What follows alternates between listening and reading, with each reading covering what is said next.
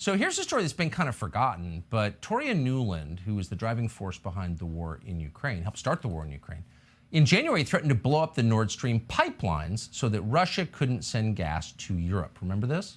I want to be clear with you today.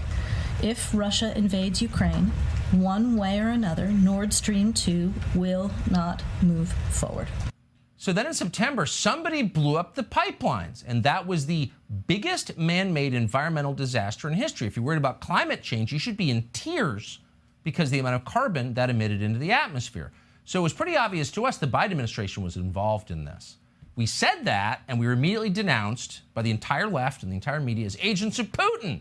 Why are they doing that? And by the way, when we actually join this war in force, what will they do to anyone who objects to it? Ooh, they're going to punish people. You watch. But with this in mind, we were a little bit surprised to see Toria Nuland essentially admit last week that she did it. Watch this.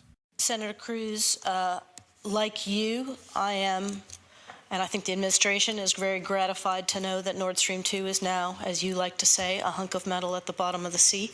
Oh, she's excited about it. When it happened, they said, we're upset about it. We have no idea who did this. And if you think we had a hand in it, you're Putin.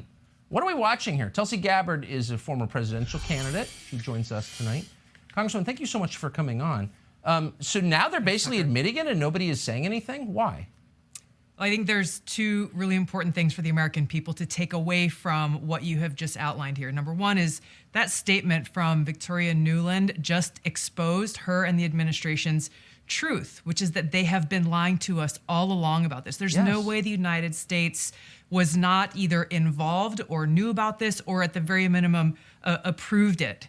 So they've been lying to us. They've been deceiving us, saying, hey, look, the United States had absolutely nothing to do with this, while also trying to sell us the absurd lie that, well, of course, Russia somehow bombed their own, exploded their own energy infrastructure to hurt their own economic interests. That it just shows how stupid they think we are that we would buy such an absurd argument.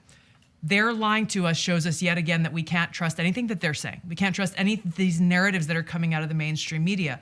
The second thing that's important to recognize that is very dangerous is that they are setting a precedent through what her statements are and their actions, that now that it is acceptable to go and essentially use sabotage against infrastructure as an acceptable strategy. So we have to look at our own vulnerabilities in this area, whether it's the undersea cables, our communication systems, our financial systems, our own power grid and energy system vulnerabilities. The list goes on and on.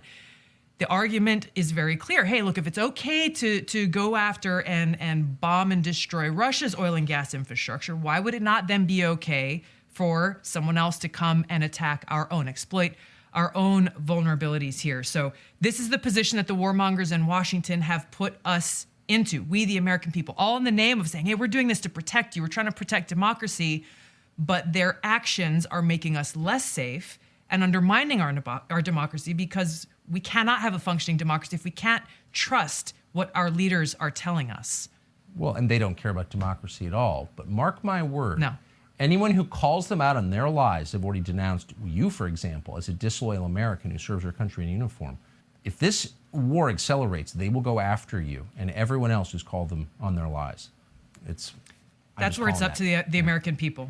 We're the only, like, where is their hope? The hope lies in our hands to fire, get rid of throw these lying, warmongering politicians out of office and stop listening to the crap the mainstream media and big tech is putting out, and take a stand for the truth for our country and for our security and freedom.